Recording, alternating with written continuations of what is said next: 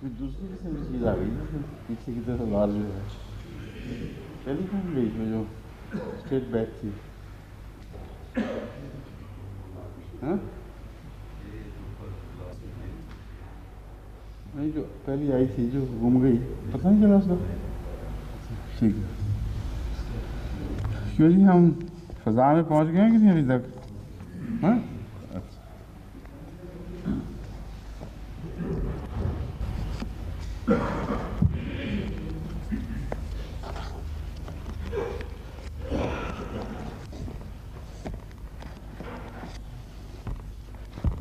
أعوذ بالله من الشيطان الرجيم أعوذ بالله من الشيطان الرجيم بسم الله الرحمن الرحيم يا أيها الناس اتقوا ربكم الذي خلقكم من نفس واحدة وخلق منها زوجها وبث منهما رجالا كثيرا ونساء واتقوا الله الذي تساءلون به والأرحام إن الله كان عليكم रक़ीबा। सूरह निसा आयत 1 और 2 यानी बिस्मिल्लाह पहली आयत है और সূরা নিসার প্রথম এবং দ্বিতীয় আয়াতের তেলাওয়াত হয়েছে। বিসমিল্লাহ প্রথম আয়াত এবং ইয়া আইয়ুহান নাস ইত্তাকু রাব্বাকুমুল্লাযী খালাকাকুম এটি দ্বিতীয় আয়াত। এই আয়াতের তাফসীরের বিভিন্ন দিক উপস্থাপনের পূর্বে এই সূরার পূর্ববর্তী সূরার সাথে সম্পর্কের কথা কিছু বলতে চাই।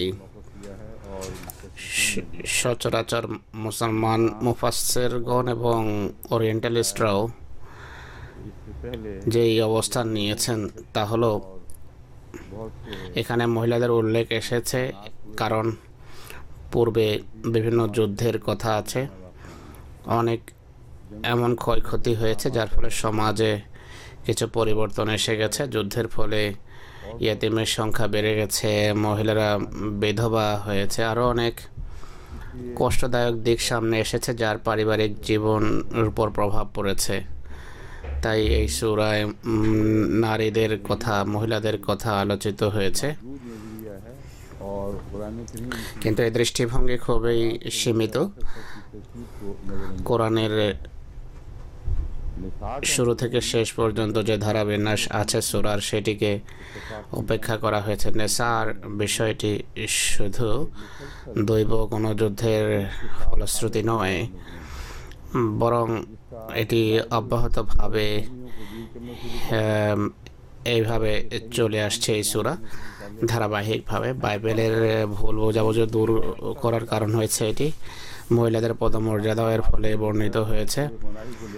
শরীয়ত বিভিন্ন আদেশ, নিষেধ, শিক্ষা এবং নিষেধাজ্ঞার সাথে যেভাবে ক্রমশ অগ্রসর হয় পরিপূর্ণতার দিকে, সেই ধারাবিন্যাসেরও এই সূরার সাথে সম্পর্ক রয়েছে। সর্বপ্রথম আমি আপনাদের মনোযোগ আকর্ষণ করতে চাই এ বিষয়ের দিকে যে মহিলাদের যতটুকু সম্পর্ক আছে সূরা বাকারায় নারী জাতিকে এমন ভাবে উপস্থাপন করা হয়েছে, অর্থাৎ হাওয়ার কথা বলছি, হাওয়াকে বা নারী জাতিকে সমস্ত অভিযোগ যা মহিলাদের বিরুদ্ধে বাইবেলে রয়েছে তা থেকে তাদের নির্দোষ আখ্যা দেওয়া হয়েছে। তো মহিলার প্রথম, নারী জাতির প্রথম মর্যাদা সূরা ফাতিহায় প্রকাশ পায় এবং সেই নারীকে সকল প্রকারের অন্যায় অপবাদ থেকে নির্দোষ প্রমাণ করা হয়েছে। পরের ঘটনাবলী আমি পরে বলবো। সূরা নিসারও এমন একটি অসাধারণ বিষয়ের সাথে সম্পর্ক আছে যাতে বিকৃত বাইবেলের ভ্রান্ত বিশ্বাসের উত্তর রয়েছে, বা বাইবেলের বিভিন্ন কথাকে যারা না বোঝে ভুলভাবে পেশ করেছে, ভুলভাবে তুলে ধরেছে বাইবেলকে, তার উত্তর দেওয়া হয়েছে এবং বাস্তব বিষয় এই সূরায় আল্লাহ তাআলা তুলে ধরেছেন। আমি এই প্রথমে এটি বলতে চাই সূরা বাকারার পূর্বের সূরা হলো সূরা ফাতিহা। সূরা ফাতিহায় পুরুষ মহিলা কারোই পৃথক কোনো উল্লেখ নেই। প্রথম মানব যে আল্লাহ তাআলার সাথে আল্লাহকে বিনয়ের সাথে সম্বোধন করে তার নাবদ শব্দের মাধ্যমে প্রকাশ করা হয়েছে। নাবদ এটি উত্তম পুরুষ এবং নরনারী উভয়ের ক্ষেত্রে সমভাবে প্রযোজ্য। তাই এই বিতর্ক পরে আসবে যে সূরা ফাতিহাতে কি আদেশ নিষেধ বর্ণিত হয়েছে তা কিভাবে ক্রমশ মানুষের সামনে স্পষ্ট হয়েছে এবং ব্যাপক গণ্ডিতে প্রবেশ করেছে। প্রথমে আমি মহিলার কথা বলবো। সূরাতুল বাকারায় মহিলা সম্পর্কে বাইবেলে আছে যে সে মহিলাই প্রথমে পাপ করেছে। সূরা বাকারায় সেই দোষ থেকে তাকে নির্দোষ আখ্যা দেওয়া হয়েছে। আলে ইমরানে মহিলাকে একটা পবিত্রতার বা নারী জাতিকে পবিত্রতার প্রতীক হিসাবে উপস্থাপন করা হয়েছে। কোরআন নারী জাতি সম্পর্কে ভাবধারা তুলে ধরে, আর বিকৃত বাইবেল মহিলাকে যেভাবে উপস্থাপন করে, দুইয়ের ভিতর কত পার্থক্য। নারীর উল্লেখের ক্ষেত্রে বাইবেল খোদার বাণী, কিন্তু সেটিও অতীতে হারিয়ে গেছে। মানুষের কথা এতে অনুপ্রবেশ করে বাইবেলের পবিত্রতাকে প্রভাবিত করেছে। আমি যখন বাইবেলের কথা বলি আল্লাহর উক্তিকে বলি না, বরং বাইবেলের সাথে কোরআনে যখন তুলনা করি আমি সেই বাইবেলের কথা বলি যাতে মানুষ হস্তক্ষেপ করেছে এবং আল্লাহর বাণীকে সন্দেহে জর্জরিত করেছে। তারা আল্লাহর সেই বাণীর কিছু অংশ গ্রহণ করেছে, কিছু অংশ প্রত্যাখ্যান করেছে। সূরা বাকারা নারী জাতিকে অভিযোগ মুক্ত করেছে, আর সূরা আলে ইমরানে নারী জাতির সেই মর্যাদা উল্লেখ করেছে যাকে মোমেনদের জন্য আল্লাহ তাআলা দৃষ্টান্ত হিসাবে পেশ করেছেন। পাপ করা তো দূরের কথা, প্রথমে পাপ করা তো দূরের কথা, বরং পাকিজগির পবিত্রতার প্রতীক হয়েছেন, এমন পবিত্রতার প্রতীক যা দৃষ্টান্ত খুঁজে পাওয়া ভার। সূরা নিসায় সূচনাতেই নারী জাতির পদমর্যাদা যা বর্ণিত হয়েছে তা হলো তারা মানব জাতির বা আদম সন্তানের মা। বাইবেলের সেই ধারণার খণ্ডন এটি যে আদম থেকেই সব কিছুর জন্ম হয়েছে, বরং সূরা বাকারার সূরা আলে ইমরানের প্রথম আয়াত এটি বলছে যে মহিলার মাধ্যমে সৃষ্টির সূচনা হয়েছে। শিক্ষার যতটুকু সম্পর্ক আছে আদেশ নিষেধের, সেইগুলো আমি এক একটি সূরা পৃথকভাবে নিয়ে বর্ণনা করব পৃথক পরে। আপাতত এতটা ইন্ট্রোডাকশনে যথেষ্ট যে কোরআন শরীফের সূরাগুলোর ধারাবিন্যাস এত মহান, এত অসাধারণ, আর এত সুন্দরভাবে বিষয়কে এগিয়ে নিয়ে যায় যে পাশ্চাত্যের ওরিয়েন্টালিস্ট বা ধর্মযাজকদের আপত্তির কোনো উত্তর দেওয়ার প্রয়োজনই আর বাকি থাকে না। তারা এমন ভাষা ক্ষণস্থায়ী এবং সংকীর্ণ দৃষ্টিভঙ্গির অধিকারী ছিল যে তাদের সামনে কোরআনের তত্ত্ব স্পষ্ট হওয়া সম্ভবই ছিল না, কেননা তাদের হৃদয় তাকওয়া শূন্য ছিল। তাই এদের কথাকে গুরুত্বই দেওয়া উচিত নয়। এরা জানে না কি বলছে। তারা বলে আপত্তি করে আয়াত এখান থেকে উঠিয়ে ওখানে রেখে দাও, ওখান থেকে উঠিয়ে এখানে রেখে দাও। এক সূরার পর দ্বিতীয় সূরা কেন অবতীর্ণ হলো, কেন পরিবর্তন করা হলো, এরা বোঝেই না। কোরআন সম্পর্কে উদ্ভট কথাবার্তা বলা আরম্ভ করে, কিন্তু কোরআন নিয়ে ভাবলে চিন্তা করলে বোঝা যায় যে অবতরণের দিক থেকে বিভিন্ন যুগে সূরা নাযিল হয়েছে, কিন্তু ধারাবিন্যাসের দিক থেকে ভিন্নভাবে সেগুলো বিন্যস্ত করা হয়েছে। আর বিন্যাসে অসাধারণ প্রজ্ঞা এবং ধারাবাহিকতা আমরা দেখি। তাই বোঝা যায় যে এই কোরআনের বর্তমান ধারাবিন্যাস ওসি নির্দেশে ছিল, বন্দার জন্য এমন ভাবে বিন্যস্ত করা সম্ভব ছিল না। এই কথা বলা যে হযরত ওসমান সাহাবাদের পরামর্শে বিন্যস্ত করেছে যে মিথ্যা কথা, এটি ভুল ধারণা। সাহাবাদের পরামর্শে শুধু এই সিদ্ধান্ত হয়েছে যে মহানবী সাল্লাল্লাহু আলাইহি ওয়াসাল্লাম এই সূরা কোথায় রেখেছিলেন। মহানবী সাল্লাল্লাহু আলাইহি ওয়াসাল্লামের নির্দেশের আলোকে যে আয়াত সম্পর্কে সন্দেহ ছিল যে এটি এখানে কি ওখানে, সেগুলো সুনির্দিষ্ট সাক্ষ্যের পর নির্দিষ্ট জায়গায় রাখা হয়েছে, এরপর লিখিত সাক্ষ্য ছিল, কিন্তু লিখিত সাক্ষ্য কোরআনের বর্ণনা অনুসারে একাই যথেষ্ট নয়, এর সাথে সাক্ষীর প্রয়োজন। এর ভিতর গভীর প্রজ্ঞা রয়েছে, এটি পৃথক বিষয়। কিন্তু হযরত ওসমান রাদিয়াল্লাহু আনহু শুধু মহানবী সাল্লাল্লাহু আলাইহি সাল্লামের নির্দেশকে চিহ্নিত করেছেন, আর সেগুলো নিশ্চিত হওয়ার প্রেক্ষাপটে এই সাক্ষ্য তলব করেছেন। আর কোরআনের সূরাগুলোর ধারাবিন্যাস অবিকল তাই, যা রাসূলুল্লাহ সাল্লাল্লাহু আলাইহি ওয়াসাল্লামকে আল্লাহ তাআলা জানিয়েছেন। জিবরিল নির্দিষ্টভাবে বারবার বুঝিয়েছেন যে এই আয়াত অমুক জায়গায় থাকবে, এই সূরা প্রথমে আসবে আর অমুক সূরা পরে। এই ধারাবিন্যাস ঐশী ধারাবিন্যাস নিঃসন্দেহে, কেননা এই ধারাবাহিকতায় যে অন্তর্নিহিত অর্থ আছে এটি এমন আশ্চর্যজনক। আর এই ধারাবিন্যাস এত অসাধারণ যে কোনো মানুষ যার ভিতর সামান্য বিবেক বা কাণ্ড জ্ঞান আছে সে ভাবতেই পারে না, বলতেই পারে না দৈবক্রমে এইভাবে এটি বিন্যস্ত হয়েছে কোরআন।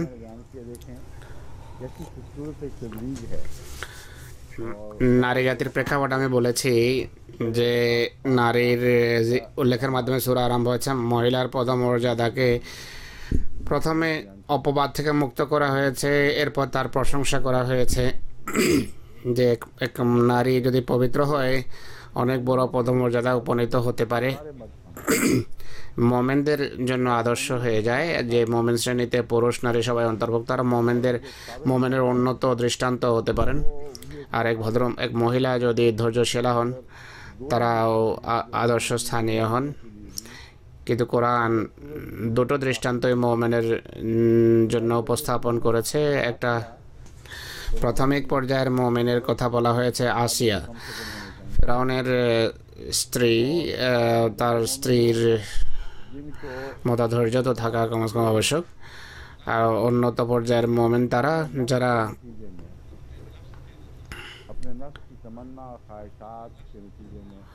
প্রবৃত্তির কামনা বাসনার ফলশ্রুতিতে আধ্যাত্মিক মর্যাদা অর্জনের বিন্দুমাত্র কোনো চেষ্টা থাকে না। তাদের নফসের কামনা বাসনা তাদেরকে প্রভাবিত করতে পারে না। সেই কামনা বাসনার বাইরেই আধ্যাত্মিক সন্তানের জন্ম হয়, যা কেবল আকাশ থেকেই আসে, আল্লাহর পক্ষ থেকে। যেভাবে ঈসা আলাইহিস সালাম সম্পর্কে আছে যে মরিয়মকে কোনো পুরুষ স্পর্শ করেনি, কিন্তু তা সত্ত্বেও সেই সন্তানের জন্ম হয়েছে তার গর্ভে, যা অসাধারণ, আল্লাহর অসাধারণ সৃষ্টির একটি দৃষ্টান্ত। অর্থাৎ পুরুষের স্পর্শ ছাড়া বাচ্চার জন্ম হতে পারে। এই বিষয়টি কোরআনে কারীম অন্যত্র বর্ণনা করেছে। এর মাধ্যমেই সূরা নিসার দ্বিতীয় আয়াতের সূচনা হয়েছে, অর্থাৎ মহিলার বা নারী জাতির উল্লেখের মাধ্যমে। আদম এবং হাওয়া সম্পর্কে বাইবেল যা বলেছে তা পড়ে শোনাচ্ছি,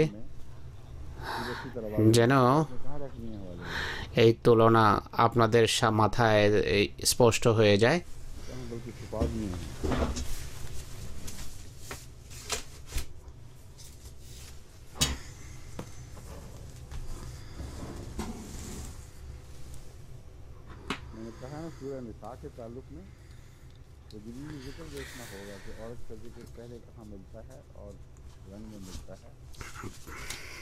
মহিলার কথা প্রথমে কোথায় আছে আর কিভাবে উল্লেখ আছে তা জানতে হবে।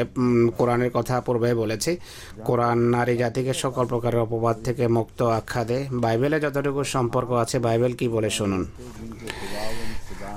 সদাপ্রভু ঈশ্বরের নির্মিত ভূচর প্রাণীদের মধ্যে সাপ সর্বাপেক্ষা চালাক ছিল। আল্লাহ তাআলা যত প্রাণী সৃষ্টি করেছেন সাপ সবচেয়ে চালাক ছিল। সে ওই নারীকে বলল, ঈশ্বর কি বাস্তবিকই বলেছে তোমরা ওই উদ্যানের কোনো বৃক্ষের ফল খেও না? নারী সাপকে বললেন, আমরা এই উদ্যানস্থ বৃক্ষ সকলের ফল খেতে পারি, কেবল উদ্যানের মধ্যস্থানে যে বৃক্ষ আছে তার ফলের বিষয়ে ঈশ্বর বলেছেন তোমরা তা ভোজন করো না, খেও না, স্পর্শ করো না, করলে মরবে। তখন সাপ নারীকে বলল, কোনো ক্রমে মরবে না, কারণ ঈশ্বর জানেন যে তোমরা খেলে সেদিন তোমাদের চোখ খুলে যাবে, তাতে তোমরা ঈশ্বরের মতো হয়ে যাবে, ভালো মন্দের পার্থক্য বুঝে যাবে। নারী যখন দেখলেন যে ওই বৃক্ষ সুখদায়ক চোখ এবং চক্ষুর জন্য লোভজনক, আর সেই বৃক্ষ জ্ঞানদায়ক বলে বাঞ্ছনীয়, তখন তিনি তার ফল পেরে খেলেন এবং স্বামীকেও দিলেন। তখন তিনি ও তা খেলেন এবং তাদের উভয়ের চোখ খুলে গেল এবং তারা বুঝতে পারলো যে তারা উলঙ্গ, আর ডমুর বৃক্ষের পাতা দ্বারা তারা ঘাগরা প্রস্তুত করলেন। পরে তারা সদাপ্রভু ঈশ্বরের রব শুনতে পেল, আওয়াজ শুনতে পেল। তিনি দ্বীপাবসানে বা দিনের অবসানে উদ্যানে গমনাগমন করছিলেন। তো এই পুরো ঘটনা যে কিভাবে পাপের সূচনা হয় আর হাওয়া পাপের সূচনা করে, আর এমন কথা কোরআনে কোথায় উল্লেখ নেই যে হাওয়া প্রথমে পাপ করেছে। যে যে স্থানে এই বিষয় আছে কোথাও আপনি এমন উল্লেখ দেখবেন না। আরও এমন অনেক কথা আছে যা বাইবেলের বিবৃতিকে সম্পূর্ণভাবে অরক্ষিত আখ্যা দেয়, আর বর্তমান অবস্থায় এটিকে আল্লাহর বাণী আখ্যা দেওয়া, আল্লাহর উপর আক্রমণ।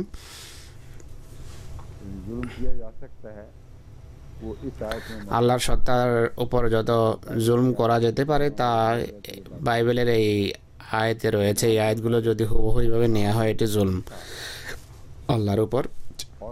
বাইবেলের এই বিবৃতি অনুসারে সাপ যখন নারীকে জিজ্ঞেস করলো যে বলো আল্লাহ কি বলেছিলেন, কেন খাবে না, কেন খেতে বারণ করেছেন, না নারী বলেছেন যে আল্লাহ তাআলা বলেছেন যে এটি খেলে মারা যাবে, খেলে মরবে। শয়তান বলল যে মিথ্যা কথা, তুমি মোটেই মরবে না, বরং ভালো মন্দের পার্থক্য করা তুমি শিখে যাবে, তোমার চোখ খুলে যাবে, দৃষ্টি লাভ করবে। তো বাইবেলের বিবৃতি অনুসারে খোদা সত্য ছিলেন না শয়তান? বাইবেলের প্রথম অধ্যায় বলছে যে অনর্থক আল্লাহ সম্পর্কে বলা হচ্ছে যে আল্লাহ সত্য বলেন। সৃষ্টির আদি থেকেই আল্লাহ নাউজুবিল্লাহ মিথ্যা বলেন, আর সর্বপ্রথম ধোঁকা শয়তান নয় বরং আল্লাহ তাআলা দিয়েছিলেন, আল্লাহ প্রতারিত করেছিলেন। আল্লাহ নিঃসত্তাকে রক্ষা করার জন্য মানুষের হাত থেকে এই ধোঁকা এবং প্রতারণার রীতি অবলম্বন করেছেন, আর শয়তান এসে তার চোখ খুলেছে। আর সৃষ্টির সূচনা থেকে সম্পর্কে দ্বিতীয় বিবরণ কোথায় দেয়া হয়েছে তা শুনুন। বাইবেলে মানুষের জন্ম কিভাবে হয়েছে তা শুনুন। আদম সকল চতুষ্পদ জন্তু, পাখি এবং স্থলের বিভিন্ন প্রাণীর নাম রেখেছেন। যেখানে স্মরণ রাখবেন কোরআন কি বলে। কোরআন বলে যে আল্লামা আদম আল আসমা আকুল্লাহা, আল্লাহ তাআলা আদমকে সকল নাম শিখিয়েছেন। সেই সকল নামকে বিভিন্ন প্রাণীর সাথে সম্পর্কযুক্ত করেন এবং আসমা বলতে কী বোঝায়, নাম বলতে কী বোঝায় তা স্পষ্ট করেছেন। এই নাম বলতে প্রধানত আল্লাহর গুণাবলীকে বোঝায়। যত নাম, অন্য সমস্ত নাম আল্লাহর এই গুণাবলী থেকেই উদ্ভূত হয়। সৃষ্টির নামও আল্লাহর গুণাবলীর সাথেই সম্পর্ক রাখে। নেতিবাচক অর্থ রাখলেও নাম সেই সমস্ত গুণাবলীর অবর্তমানে সেইগুলো উচ্চারিত হয়। যেমন আদমের প্রেক্ষাপটে ফেরেশতা সিজদা করেছে, শয়তান করেনি। তার নাম যে শয়তান বা বিদ্রোহী আখ্যা পেল, তা একটা সুন্দর নামের সাথে সহযোগিতা না করার কারণে সে পেয়েছে। কিন্তু নাম সব আল্লাহর যে গুণাবলী আছে তার সাথে এই সম্পর্ক যুক্ত। তো বাইবেল কি বলছে?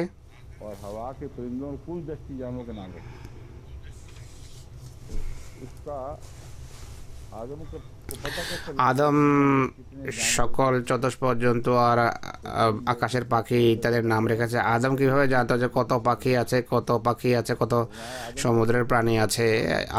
আজ পর্যন্ত মানুষ জানে না যে সমুদ্রে কত জীবজন্তু আছে। মানুষ কত উন্নতি করেছে, কিন্তু প্রতিদিন নতুন নতুন প্রজাতি আবিষ্কৃত হচ্ছে। আর আদম নাকি এত বেশি অদৃশ্যের জ্ঞান রাখতেন, কিন্তু এটাই বুঝতে পারলেন না যে তিনি নগ্ন। কত হাস্যস্কর কথা, কত অদ্ভুত এবং আশ্চর্যজনক কাহিনী। যদি যদি খোদার সাথে সম্পর্ক দেখানো হয় তাহলে খোদাই আর থাকে না, শুধু বন্দাই থেকে যায়। কেননা এমন অজ্ঞতা খোদার প্রতি আরোপিত হতেই পারে না। पर आदम के लिए कोई मददगार उसकी मानी नहीं। কিন্তু आदम ने আদম কোনো সাহায্যকারী পেল না। हर আদম সারা পৃথিবী ঘুরে বেরিয়েছেন, সব জায়গা দেখেছেন, সমুদ্রের গভীরে ডুব দিয়েছেন, সকল প্রকারের সামুদ্রিক প্রাণী, কীট পতঙ্গের পোকামাকড় খুঁজে বের করার পর নাম রাখেন, কিন্তু তার নিজের মতো তিনি কাউকে খুঁজে পাননি, একাই থেকে গেলেন। আর আল্লাহ তাআলা আদমকে গভীর নিদ্রায় মগ্ন করলেন। তিনি তার পাঁজর থেকে এখান থেকে আল্লাহ তাআলা তার পাঁজর থেকে একটি নিয়ে গেলেন। হুজুর ডাক্তার সাহেবকে জিজ্ঞেস করছেন, আপনার কোন পাঁজর নেই ডাক্তার সাহেব? এমন কোনো ছিদ্র আছে কি যেখানে, অর্থাৎ আপনার পাঁজরের কোনো জায়গা খালি আছে কি? হুজুর বলছেন, উনি বলছেন যে না। হুজুর বলছেন, তাহলে মনে হয় না যে আপনি আদম সন্তান। তাহলে তো পাঁজরের একটা জায়গায় খালি থাকার কথা। তিনি তার একটা পাঁজর নিয়ে মাংস দ্বারা সেই স্থান ভরে দিলেন। খোদা প্রভু ঈশ্বর আদম হতে গৃহীত সেই পাঁজরে এক স্ত্রী নির্মাণ করলেন এবং তাকে আদমের নিকট আনলেন। তখন আদমকে জাগালেন যে দেখো তোমার পাশে কে দাঁড়িয়ে আছে। আদম বলল যে এটি তো আমার অস্থির অস্থি এবং আমার মাংসের মাংস, তাই তার নাম হবে নারী, কেননা সে নর থেকে গৃহীত হয়েছে। উর্দুতে যারা অনুবাদ করেছে,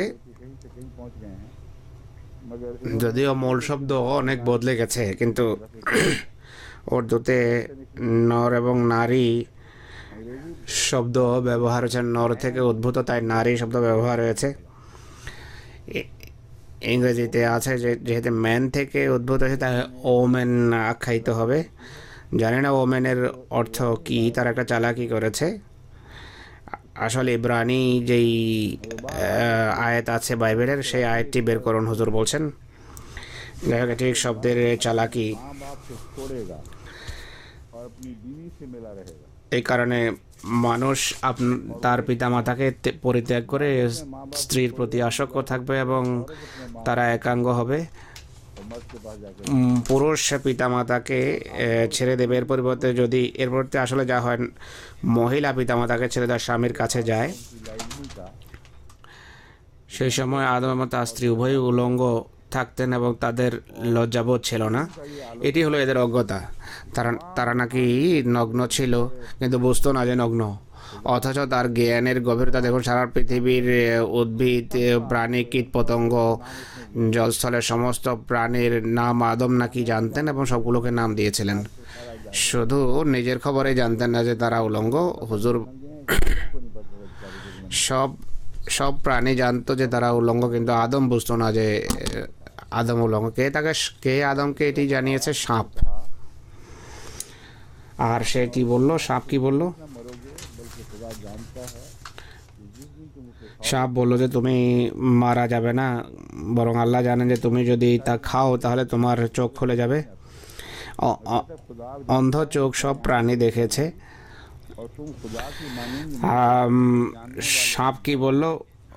সাপ বলে যে সেদিন তোমাদের চোখ খুলে যাবে, তাতে তোমরা ঈশ্বরের সদৃশ হয়ে যাবে, সদ জ্ঞান প্রাপ্ত হবে। নারী যখন দেখলো যে ওই বৃক্ষ সুখদায়ক ও চক্ষুর জন্য লোভজনক, আর এই বৃক্ষ জ্ঞানদায়ক বলে বাঞ্ছনীয়, তখন সে তার ফল পেরে খেলো এবং স্বামীকেও দিল। তখন তিনিও ভোজন করলেন, তাতে তাদের উভয়ের চোখ খুলে গেল।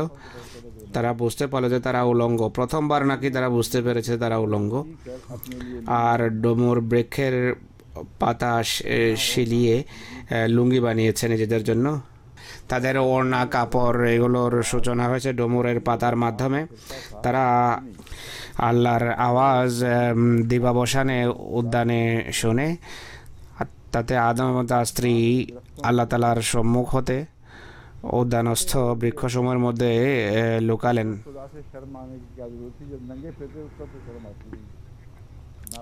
যখন উলঙ্গ ছিল তখন লজ্জা পায়নি, কিন্তু কাপড় ওই পাতা পরিধান করার পর লজ্জা পাওয়া আরম্ভ হয়। তখন আল্লাহ তালা আদমকে ডাকলেন যে তুমি কোথায়। আল্লাহর আলেমুল গায়েব হওয়ার স্বরূপ দেখুন, বাগানে ডাকছেন যে আদম তুমি কোথায়, আমাকে একটু বলো কোথায় লুকিয়ে আছো। তখন আদম বলল যে আমি বাগানে তোমার আওয়াজ শুনে ভয় পেলাম, কারণ আমি উলঙ্গ, তাই আমি লুকিয়ে আছি। আমি তোমার পায়ের আওয়াজ শুনে নিজে আত্মগোপন করেছি।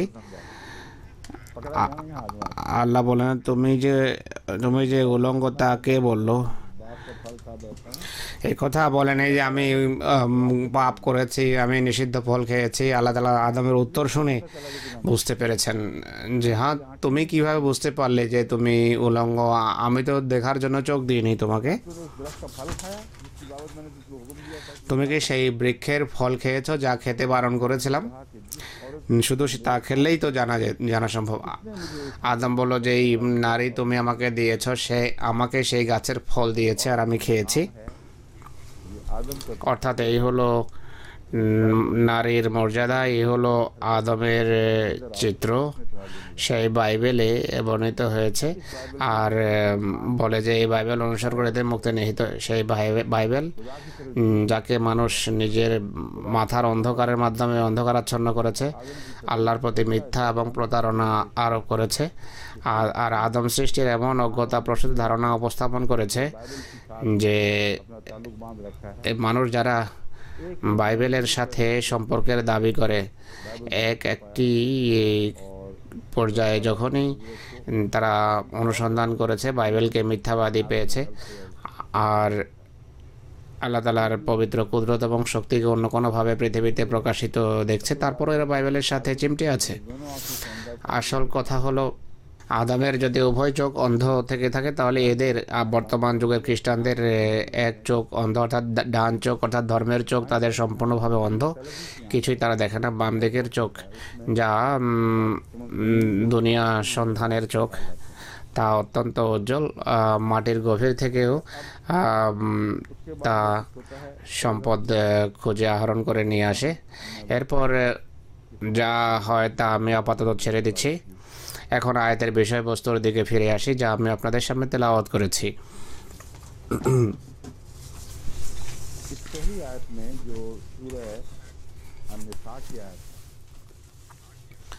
সূরা নিসার দ্বিতীয় আয়াত। এই দ্বিতীয় আয়াতে নারী জাতিকে পূর্বের দুটো সূরার মতো আর আরও বেশি সম্মানিত সৃষ্টি হিসাবে পেশ করা হচ্ছে। আর এখানে মহিলাকে প্রাধান্য দেওয়া হয়েছে, আদমকে নয়, হাওয়াকে প্রথমে রাখা হয়েছে। এই অর্থে জীবনের সূচনা এবং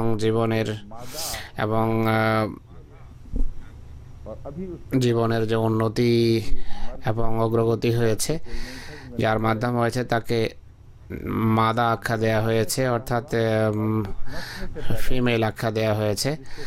আর নর বা জন্মই হয়নি, এবং নরের জন্ম পরে হয়েছে এবং মাদা থেকে হয়েছে। আর এরপর দুই সত্তা সৃষ্টি হয়েছে, নর এবং মাদা, এবং তা থেকে সমস্ত আদম সন্তানের বিস্তার ঘটেছে। কোরআন কারীম এই চিত্রই বর্ণনা করেছে। আর বিজ্ঞানও আজকে এই কথাই বলে। বিজ্ঞানের অনেক কথা পরে ভুল প্রমাণিত হয়েছে, কিন্তু কিছু কথা এমন আছে যা আইন বা ল হয়ে যায়, যা সম্পর্কে সামান্য বিজ্ঞানের যে জ্ঞান রাখে তারাও অস্বীকার করতে পারেন। সেই সত্য যা এখন প্রতিষ্ঠিত সত্য, যা সম্পর্কে কেউ উচ্চবাচ্য করতে পারে না, সেদিকে পরে আসব। এখন আমি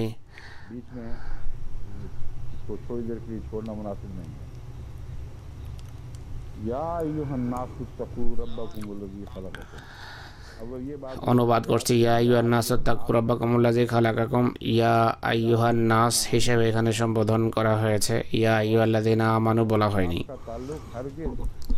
এই যে সম্বোধন, এই সম্বোধনের যে রীতি,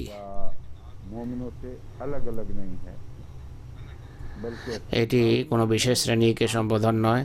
মুশরিক, মুমিন বা কাফের পৃথক পৃথকভাবে সম্বোধিত হয়নি, বরং মানুষকে সম্বোধন করা হয়েছে।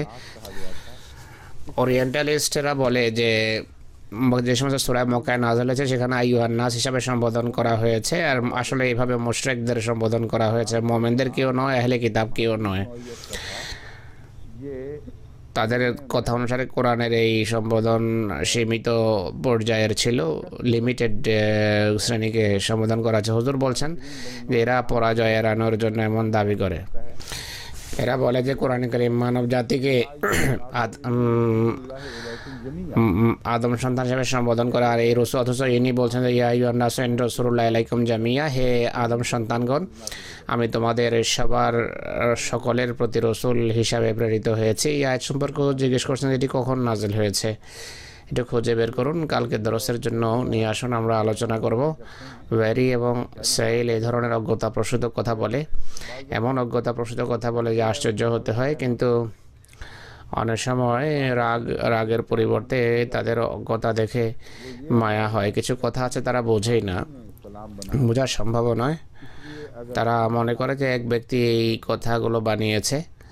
তারা মনে করে যদি আমরা এই কালাম বানাতাম তাহলে এইভাবে বানাতাম, যদি আমরা বানাতাম তাহলে মক্কার যুগে কোরআনের যে সমস্ত আয়াত রয়েছে সেগুলো আমরা এইভাবে বানাতাম, ইয়া আইয়ুহান নাস হিসাবে সম্বোধন করতাম। কিন্তু মদিনায় প্রবেশের পর ইহুদকে আমরা সামনে রাখতাম আর খ্রিস্টানদেরকে দৃষ্টিতে রাখতাম, আহলে কিতাব হিসাবে তাদের সম্বোধন করতাম, আর এরপর মোমেনদেরকে মোমেন বলেই সম্বোধন করতাম।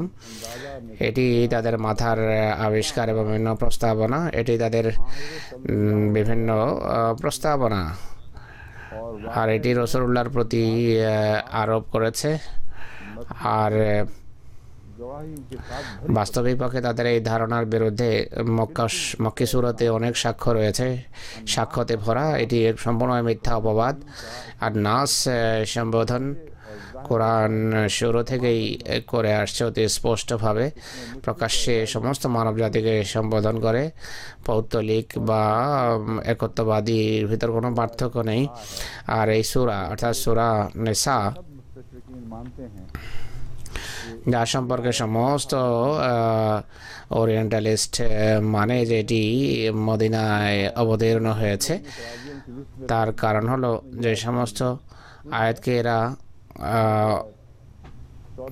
মদিনার বাইরে রাখা দেয়া হয়েছে, সেগুলো তালিকা আমার কাছে আছে, আর এই আয়াত তাদের সেই তালিকায় নেই। তো অথচ এই আয়াতের সম্বোধন হলো ইয়া আইয়ুহান নাস ইত্তাকু রাব্বাকুমুল্লাযী খালাকাকুম মিন নাফসিন ওয়াহিদাতিন, হে মানব সকল। এখানে পৌত্তলিক বা অপৌত্তলিক একত্ববাদীর কোনো পার্থক্য করা হয়নি। সৃষ্টির বিষয়, সৃষ্টি তত্ত্ব বর্ণিত হচ্ছে। ইত্তাকু রাব্বাকুমুল্লাযী খালাকাকুম মিন নাফসিন ওয়াহিদা, তোমাদের প্রভুর তাকওয়া অবলম্বন করো যিনি তোমাদেরকে সৃষ্টি করেছেন মিন নাফসিন ওয়াহিদাতিন। নফস অর্থাৎ এক প্রাণ থেকে। নফস শব্দ স্ত্রীলিঙ্গ পুল্লিঙ্গ উভয় লিঙ্গে ব্যবহার হয়। স্ত্রীবাচক শব্দ হতে পারে বা পুরুষবাচক শব্দ হতে পারে। নফস শব্দ মানব প্রাণের জন্য যখন ব্যবহার হয় স্ত্রীলিঙ্গে, ওইটি কোরআনে ব্যবহার হয়েছে। এখানে শুধু নফসের কথা বলছেন না আল্লাহ তাআলা। খালাকাকুম মিন নাফসিন ওয়াহিদাতিন, ওয়াহেদা শব্দ সম্পর্কে ভাবতে হবে এবং প্রণিধান করতে হবে। মানব জাতির জন্মের এই চিত্র আল্লাহ তাআলা বর্ণনা করছেন যে আমরা তোমাদেরকে প্রথমে এমন এক প্রাণ থেকে সৃষ্টি করেছি যা স্ত্রীলিঙ্গ ছিল এবং একমাত্র ছিল, একা ছিল। খালাকা মিনহা যাওজাহা, তার সাথী অর্থাৎ তার নর আমরা সেই মাদা থেকে সৃষ্টি করেছি, অথচ তখনও মানব সৃষ্টি হয়নি, সূচনা হয়ে গেছে এইভাবে। অর্থাৎ যে জীবনের সূচনা, জীবন এমন এক অর্গানিজম থেকে সূচিত হয়েছে যা স্ত্রীলিঙ্গ আসলে।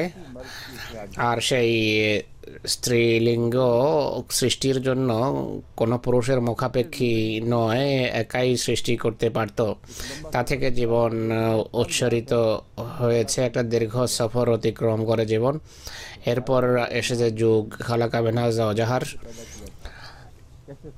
তো বাইবেল যে বলে যে আদমের পাঁজর থেকে সৃষ্টি করা হয়েছে হাওয়াকে, এটিকে ভ্রান্ত প্রমাণ করেছে। আর ডাক্তার সাহেবের পাঁজর আমি দেখিয়েছি এখন, আর এদিকে ইশারা করেছে। ইনি ডাক্তার, উনি জানেন পাঁজর কয়টি হয়ে থাকে। তিনি উভয় দিকে হাত বুলিয়ে দেখেছেন এবং বলেন যে আমার সব পাঁজর আছে। জানি না বাইবেল কোন আদমের কথা বলছে এখানে। আবার আল্লাহ তাআলা বলছেন যে সেই মাদা থেকে, স্ত্রীলিঙ্গ থেকে তার সাথী সৃষ্টি করেছে। নর এবং মাদার মাধ্যমে জীবনের বিস্তারের প্রক্রিয়া যখন আরম্ভ হলো, তখন কি হয়েছে? ফাবাসসা মিনহুমা রিজালান কাসীরা ওয়া নিসাআ। পুরুষ এবং নারী তাদের উভয় থেকে তখন জন্ম নেওয়া আরম্ভ করে।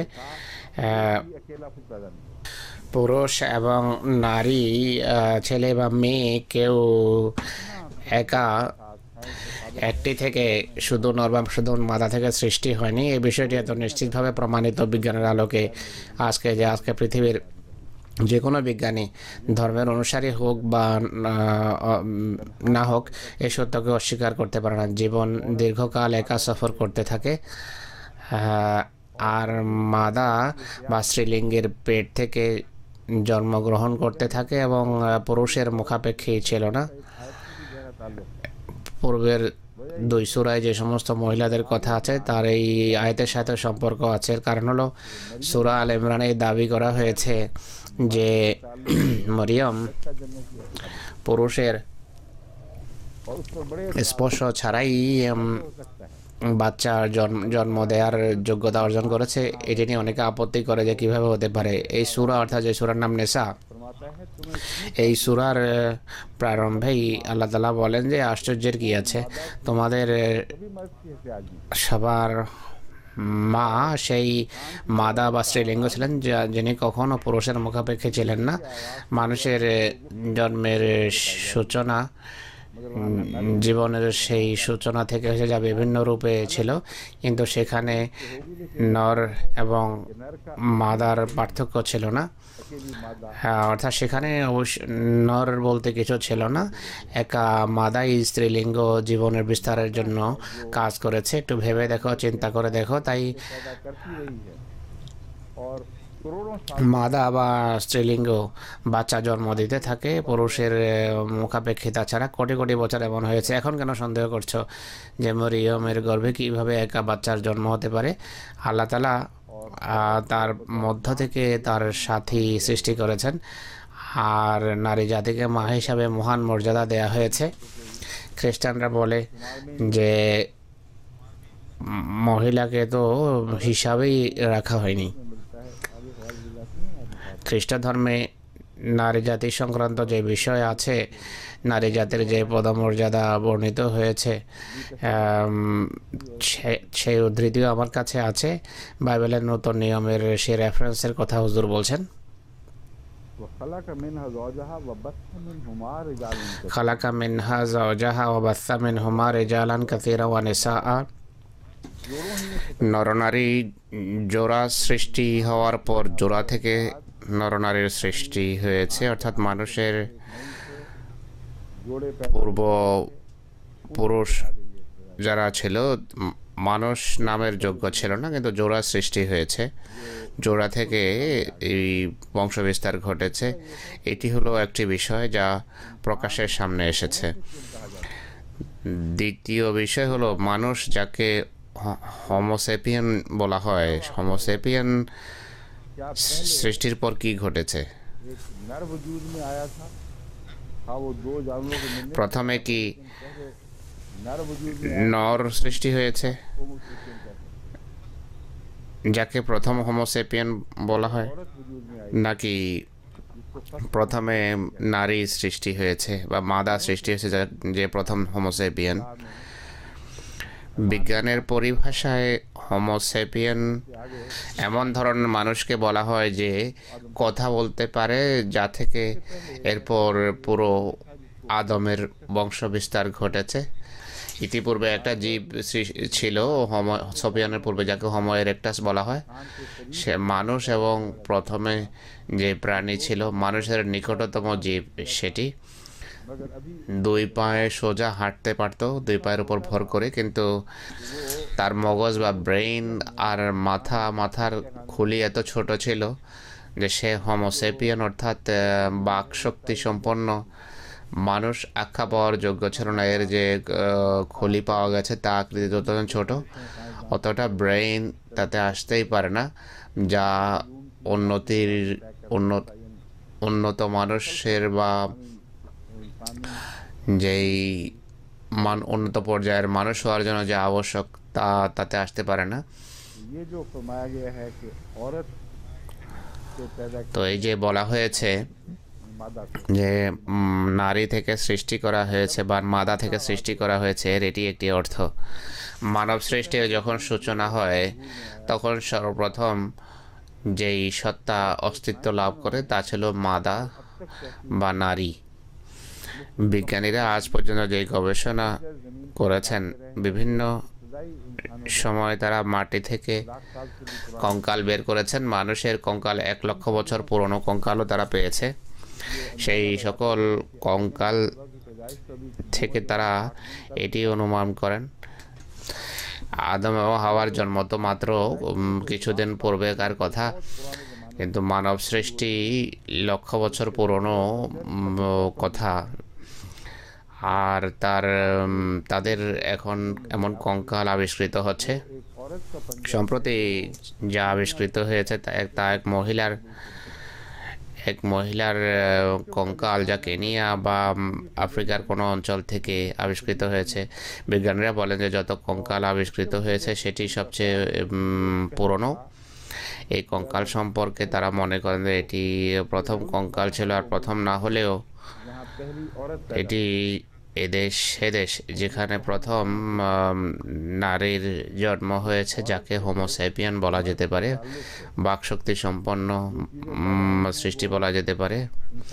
সেই নারীর সাথে পুরুষের সম্পর্কের ফলশ্রুতিতে যা জন্ম নিয়েছে তা মানুষ আখ্যা পেল।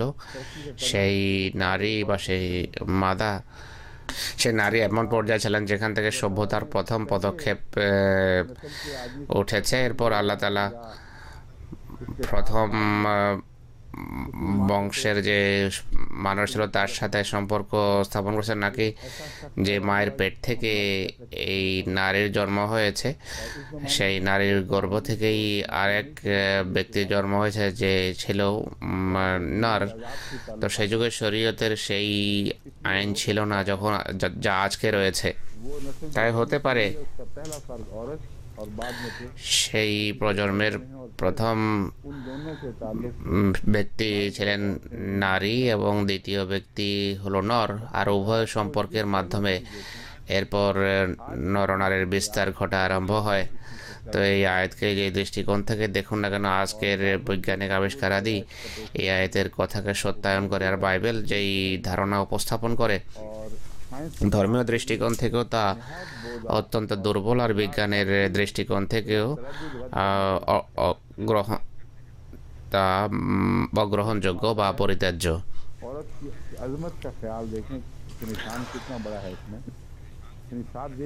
নারী জাতির মাহাত্ম্যের বা সম্মানের কতটা খেয়াল রাখা হয়েছে এই আয়াতে দেখুন। মরিয়মের যে কথা উল্লেখ করা হয়েছে তা শুনে আশ্চর্য হওয়ার কি আছে। আর এটিও বলা হয়েছে যে আদমকেও সৃষ্টি করেছিলাম। আদমের সৃষ্টির ব্যাখ্যাও এই আয়াতে আছে।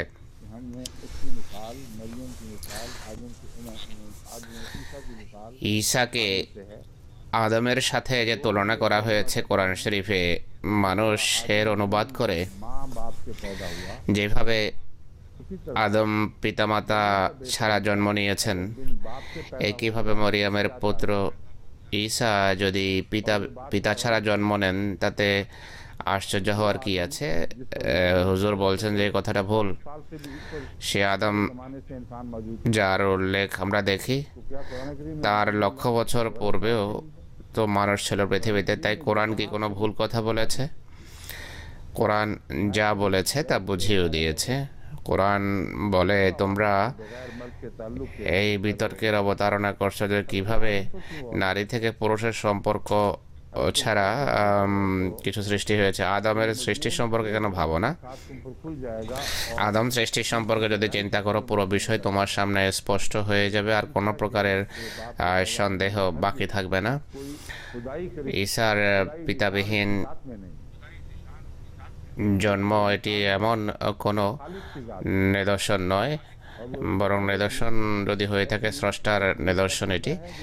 ইতোপূর্বেও তিনি এই ধরনের সৃষ্টি করেছেন যা তোমাদের সামনেই আছে।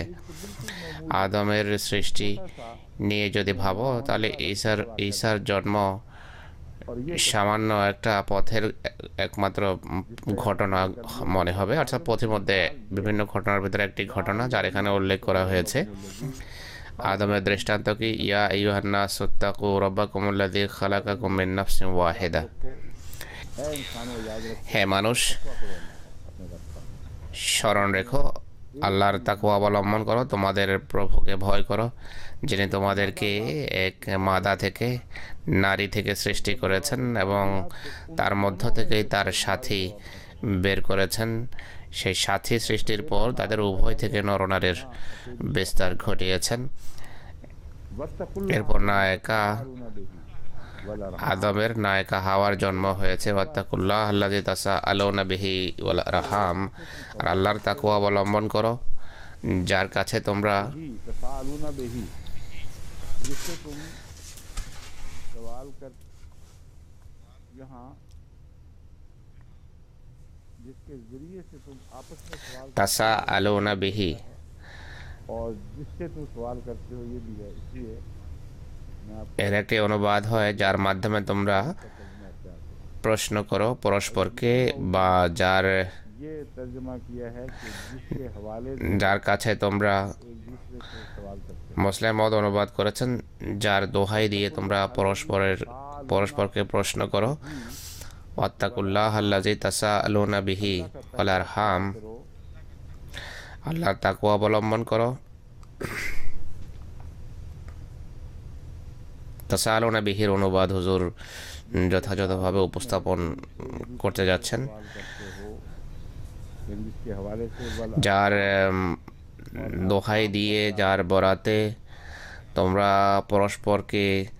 পরস্পরের নিকট আবেদন করো। ওয়াল আরহাম, আর अभी मैं पूरे यकीन রক্ত সম্পর্কের ব্যাপারে তোমরা খুবই সাবধান। को इस लफ्ज़ तसालून से निकल सकता है। मेरे जहन में दूसरा तर्जुमा ये है कि जिस আমার মতে এই শব্দের দ্বিতীয় অনুবাদ হবে, तकुल्लाह সেই আল্লাহকে ভয় করো, সেই আল্লাহর তাকওয়া অবলম্বন করো। তাসাআলুনা বিহি, সাআলা বিহির অর্থ হলো তাকে জিজ্ঞেস করেছে। তাসাআলুনা আর এর অর্থ যা আমার মাথায় আসে, আরবি গ্রামার যদি অনুমতি দেয় তাহলে অনুবাদ হবে তোমরা পরস্পরকে बल्कि सवाल অনেক বেশি প্রশ্ন করো, একে অপরের কাছে অনেক বেশি আকুতি মিনতি করো, আল্লাহর কাছেও তোমরা প্রশ্ন করো, অনেক বেশি প্রশ্ন করো, অনেক বেশি আকুতি মিনতি করো। ওয়াল আরহাম, এবং আত্মীয়তার বন্ধন সম্পর্কে সচেতন থাকবে। अब कुछ अजीम मकाम নারী জাতির পদমর্যাদা যে কত বড় তা আল্লাহ তাআলা ক্রমান্বয়ে পৃথিবীর সামনে প্রকাশ করছেন। যদি আল্লাহর কাছে চাইতে হয়, আবেদন করতে হয়, अरहाम তাহলে এই আবেদন, करने से এই আকুতি মিনতি होंगे वरना আর হাম বা যে আত্মীয়দের অধিকার बात है ये বা রেহেমের অধিকার हज़रत सल्लल्लाहु अलैहि वसल्लम से साबित है। যদি প্রদান করো ये गिरा তাহলেই হতে পারে, না হয় নয়। এই কথাটি মহানবী থেকে প্রমাণিত। গ্রামারের বিতর্ক যাই হোক না কেন, ব্যাকরণের বিতর্ক যাই হোক না কেন, এটি জানা কথা যে खुदा करोगे तो रहमान खुदा से ताल्लुक रहेगा। যে अगर रहम के हकूक अदा नहीं करोगे तो रहमान खुदा মাতৃ জঠরের বরাতে যে সম্পর্ক স্থাপিত হবে সেক্ষেত্রে যদি অধিকার প্রদান করো তাহলে রহমানের সাথে সম্পর্ক স্থাপিত হতে পারে, না হয় নয়। ইন্নাল্লাহ কানা আলাইকুম রাকিবা। वैसे तो रफीक এই দৃষ্টিকোণ থেকে আল্লাহ তোমাদের के बाकी बात পর্যবেক্ষণকারী, আল্লাহ তালা সকল অর্থেই পর্যবেক্ষণকারী।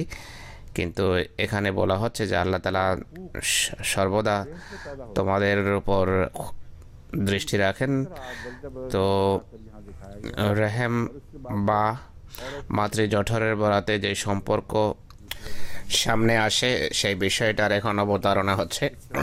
जंगी हादसे से कोई ताल्लुक नहीं। এর দৈব কোনো যুদ্ধের পরিস্থিতির সাথে সম্পর্ক নেই, কিন্তু যেহেতু যুদ্ধ হচ্ছিল ইতিপূর্বে ধৈর্যের নির্দেশ ছিল, পরস্পরকে ধৈর্যের নসিহত করো। সাবের ওয়া রাবেতু, পরস্পরের সাথে সম্পর্ক স্থাপন করো, আল্লাহর সাথে সম্পর্ক রাখো, সীমান্তের নিগরানি করো। এসব বিষয় এখানে আলোচিত হয়েছে। তো এখন বলা হচ্ছে যে রাবেতু বা পরস্পরের সাথে সম্পর্ক ताल्लुक को तोड़कर কিভাবে হতে পারে। পারস্পরিক সম্পর্ক প্রতিষ্ঠা রক্ত সম্পর্কের ব্যাপারে সচেতন হওয়া ছাড়া হতেই পারে না। প্রথমে ঘরে পরস্পরের সাথে গভীর বন্ধনে আবদ্ধ বা যদি পারিবারিক সুসম্পর্ক না থাকে, আর এরপর মনে করো যে জাতি হিসাবে আমরা বড় সুশৃঙ্খল জাতি হবে, এটি হতেই পারে না। কেননা যে क्योंकि रहमान उससे রক্ত সম্পর্ককে নষ্ট করতে সে খোদার সাথে সম্পর্ক ছিন্ন করে, কারণ খোদা তার সাথে সম্পর্ক রাখবেন না। যার ঘরের ভিতর ঐক্য নেই সেই জাতি কীভাবে ঐক্যবদ্ধ হতে পারে। তাই রাবেতুর বিষয়কেই আসলে এখন পরের সূরাতে বর্ণিত হচ্ছে। সূরা নিসার সাথে সূরা আলে ইমরানের এটিও একটি সম্পর্ক। तीसरा खुदा ताला के फजल के साथ তো দেখুন আল্লাহ তালার ফজলে দুই সূরার সম্পর্ক কত স্পষ্টভাবে সামনে আসছে। এক সূরা অন্য সূরার সাথে গভীরভাবে সম্পর্ক যুক্ত। আর এই যে রাবত বা আন্তর সম্পর্ক, এটি শুধু মানুষের নয়, বিভিন্ন সূরারও একটা আন্তর সম্পর্ক রয়েছে। সূরা নিসার পূর্বে সূরার সাথে যে সম্পর্ক এত গভীর যে যাদের চোখ নেই হয়তো তারা এগুলো দেখে না, এটি তাদের দুর্ভাগ্য।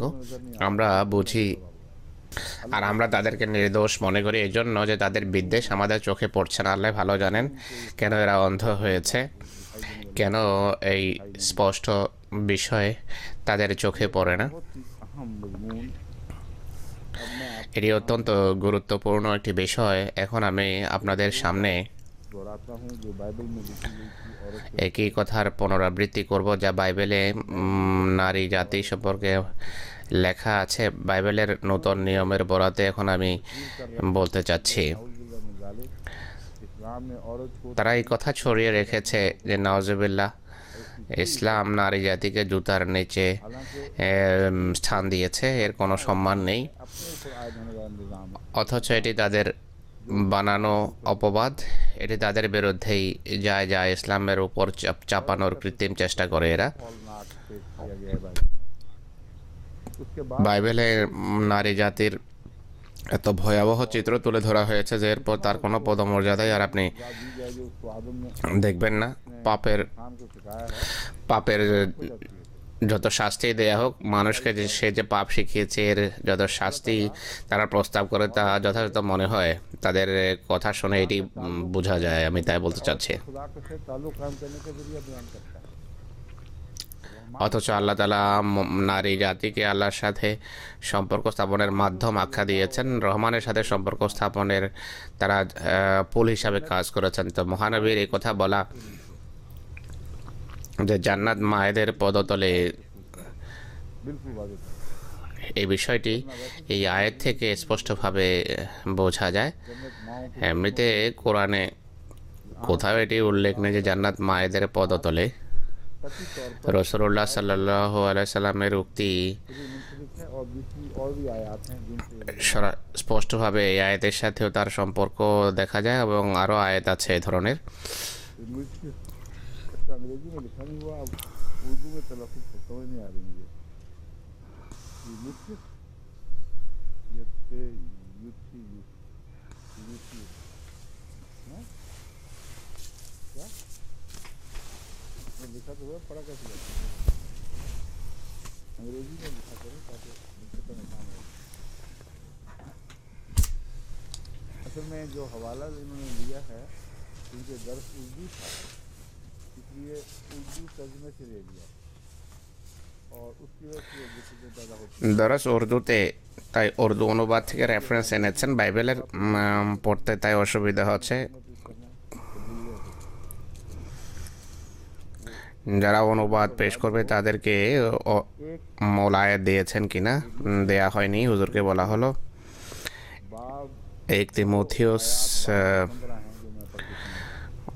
অধ্যায় 2 আয়াত 12 থেকে 15, এগুলো আমি এখন পড়ব। হুজুর বলছেন, कि औरत सिखाए या मर्द को सिखलाए। আমি উপদেশ দেবার কিংবা পুরুষের উপর কর্তৃত্ব করার অনুমতি নারীকে দেই না, কিন্তু সে মৌনতা পালন করবে। আজকাল এখানে বিরোধ করেছে মহিলাকে ভোটের অধিকার দেওয়া হয় না, শাসন করতে পারবে না, রাষ্ট্রপ্রধান হতে পারবে না। এই কথাগুলো তো মৌলবীরা বানিয়েছে। এদের মৌলবীদের কাছে শিখেই এরা উপস্থাপন করছে। কোরআনে কোথায় উল্লেখ নেই। আর বাইবেল বলছে যে নারী পুরুষের উপর কর্তৃত্ব করবে, তার অনুমতি দেয় না, চুপ থাকবে। কেননা প্রথমে আদম সৃষ্টি হয়েছে, তারপর সৃষ্টি হয়েছে হাওয়া। বাইবেল অনুসারে কোরআনের আয়াত দেখুন কত উজ্জ্বল, কত সুন্দর, কত অপ্রদীপ্ত। অন্ধকারের পর্দাকে কোরআন অপসারণ করছে। 1400 বছর পূর্বে এই কথা বলেছে। তো এখানে বলা হয়েছে যে প্রথমে আদম সৃষ্টি হয়েছে, পরে হাবাকে নির্মাণ করা হয়েছিল। আর আদম প্রবঞ্চিত হয়নি, নারী প্রবঞ্চিতা আর অপরাধে পতিতা হয়েছে। निजात पाएगी। তথাপি যদি আত্মসংযমের সাথে বিশ্বাসে, প্রেমে এবং পবিত্রতায় তারা স্থির থাকে, তবে নারী সন্তান প্রসব দিয়ে পরিত্রাণ পাবে। সন্তান প্রসব করে পরিত্রাণ পাবে, এটিও বড় মজার বিষয়। যিনি মুক্তিদাতা, তাদের বিশ্বাস অনুসারে তার তো কোনো সন্তানই ছিল না। আর এখানে এক মহিলার মুক্তির জন্য হযরত ঈসার উপর ঈমান আনার কথা তো বলাই হয় না। যে নারীর ঘরে বাচ্চা জন্ম হবে, সে মুক্তি পাবে। একই সাথে এই বিতর্ক উঠিয়েছে যে পবিত্রতা, পরিচ্ছন্নতার সাথে যদি সন্তান প্রসব করে তাহলে সে মুক্তি পাবে। এই কথা অবশ্যই বলা হয়েছে। তো বাচ্চা বা সন্তান মুক্তিদাতা হবে না, বরং মা মুক্তি পাবেন, পরিত্রাণ পাবেন। भी है जो आयत को लिखने वाले के ज़हन में होगा। যে এই কথাগুলো লিখেছে এই আয়াতের, তার মাথায় হয়তো বাইবেলের আরও একটি কথা থাকবে। বাইবেলে আছে যে নারী যেই পাপ করেছে সেই পাপের শাস্তি এটি নির্ধারণ করা হয়েছে, যে সে কষ্ট করে সন্তান প্রসব করবে।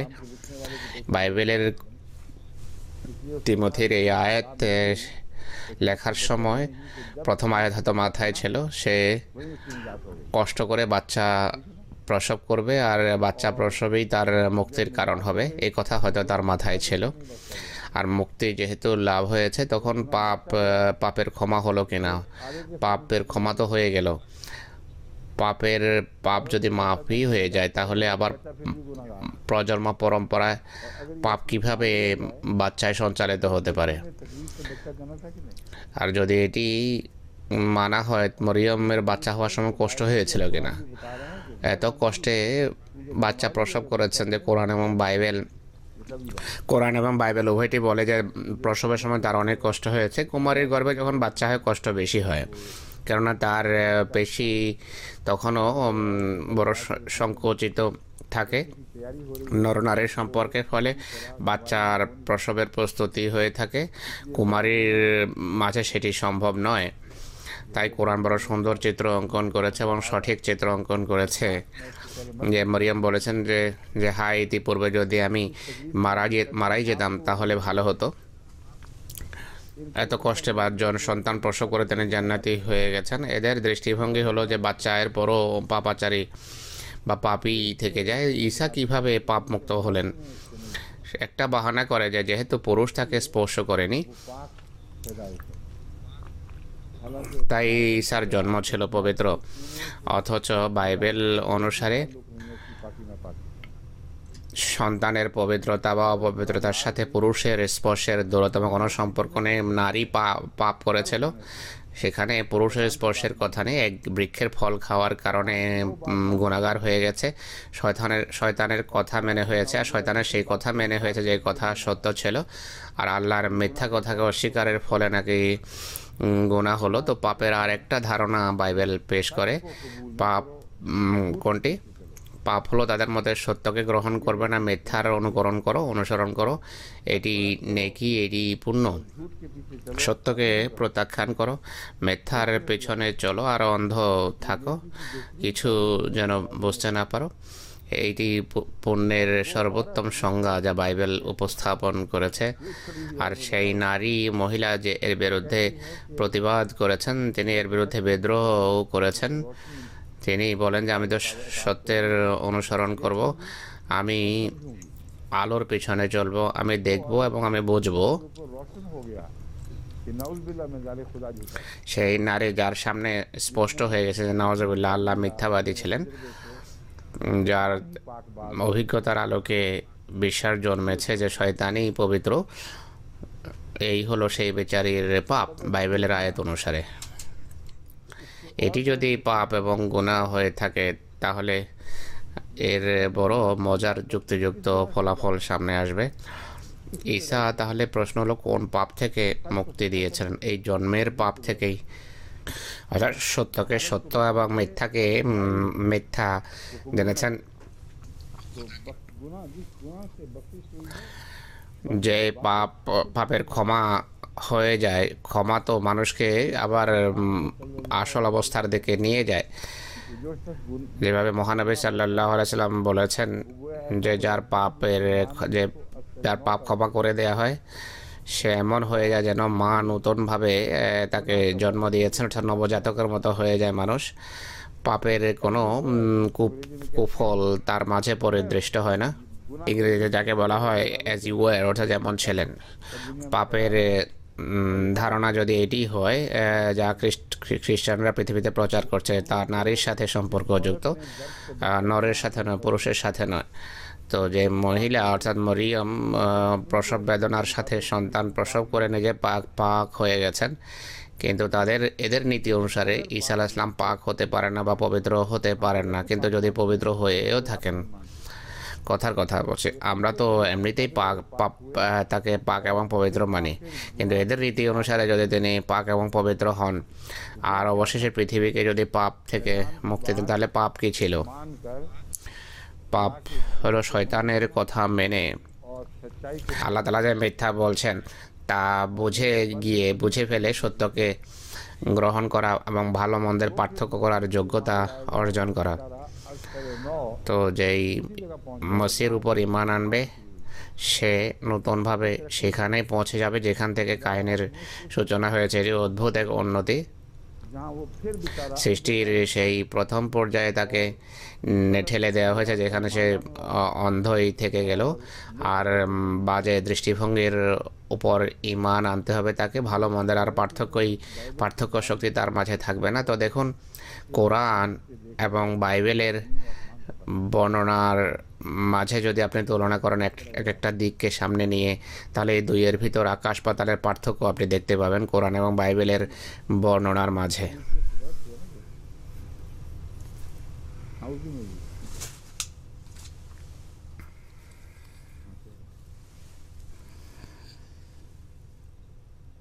हाँ मैं भी सोच रहा था, मैं उसको आपसे पूछा भी था, मैं कहा ये हवाला जो है ये बताएं ओल्ड टेस्टामेंट का है तो मुझे तिमोथी न्यू टेस्टामेंट में कोई याद नहीं है। तो आपने कहा कि उन्होंने न्यू टेस्टामेंट के हवाले से दिया, ये दुरुस्त करने अच्छा हुआ आपकी ऊपर बात पकड़ी गई। ये अंग्रेजी में तिमोथी है और ये जो हवाला है ইংরেজিতে বলা হয় তিমথি, আর এই রেফারেন্স বা এই উদ্ধৃতি পুরাতন নিয়মেরই উদ্ধৃতি বলা হচ্ছে। जो भी जब भी इस जिक्र करा है इसको कबूल किया हुआ है, इसके खिलाफ बात नहीं, क्योंकि अगर वो इसको कबूल ना करें বাইবেলের सारा नजरिया নতুন गुनाह নিয়ম এটিকে গ্রহণ করেছে, আর এই আয়াত যদি মানা হয় তাহলে নাজাত এবং পরিত্রাণ সম্পর্কে বাইবেলের সব কথা ভ্রান্ত প্রমাণিত হয়। যদি এটি গ্রহণ করা না হয় তাহলে বাইবেলের কিছুই থাকে না। খ্রিস্ট ধর্মের ভিত্তি হলো এটি যে মানুষ জন্মসূত্রে পাপ করেছে বা পাপী, আর পাপের সূচনা হওয়ার মাধ্যমে হয়েছে। পৌলুসও এই দৃষ্টিকোণ থেকেই এমন কথা বলেছে। আর জোহনেও এই এমন কথা আছে। আমাদের রিসার্চ টিম এখানে আছে, তারা বড় দক্ষতার সাথে কাজ করে থাকেন। তারা যদি এটি খুঁজে বের করতে পারে আমরা জানিয়ে দেব। জোহন বা জন, जहाँ तक मुझे याद है ये जिक्र मिल रहा है आपके बाद जो हवालों की किताब वो कहाँ से मिली?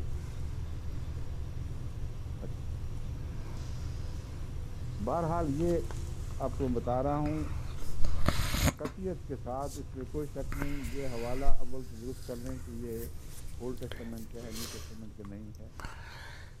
এই উদ্ধৃতি বা রেফারেন্স বাইবেলের পুরাতন নিয়মের, নতুন নিয়মের নয়। তিমথি থেকে নেওয়া হয়েছে, তিমথিও। আর খ্রিস্টানরা এই রেফারেন্স উদ্ধৃতিটি মানে, তারা এটিকে অস্বীকার করে না। বাইবেলের নতুন নিয়মে যেখানে এই ঘটনার সত্যায়ন রয়েছে তা আগামীকাল ইনশাআল্লাহ আপনাদের সামনে উপস্থাপন করো। কিন্তু খ্রিস্ট ধর্মের ভিত্তি এই কথার উপর। নাজাত বা মুক্তি বা পরিত্রাণের অর্থ যদি এটি হয়ে থাকে তাহলে এর অর্থ হলো পুনরায় অন্ধ হয়ে যাওয়া, সত্যকে অস্বীকার করে মিথ্যা গ্রহণ করা। আর নাজাত বা মুক্তির অর্থ হলো আল্লাহ তাআলাকে প্রতারক মানতে হবে আর শয়তানকে সত্য এবং সঠিক পথে নিয়ে আসার পতাকাবাহী মানতে হবে।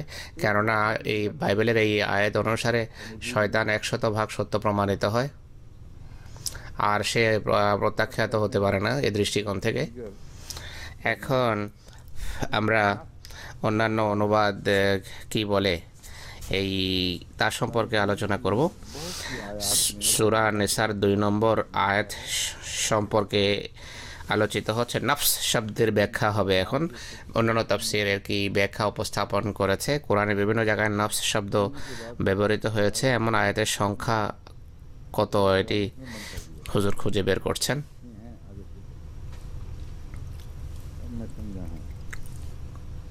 उन्होंने जो इकट्ठी की हैं आयात नफ्स की, नफ्स के जो নফস সংক্রান্ত অনেক আয়াত আছে।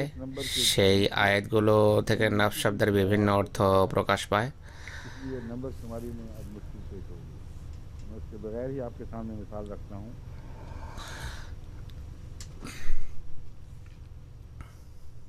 नफ्स से सिर्फ जान मुराद है।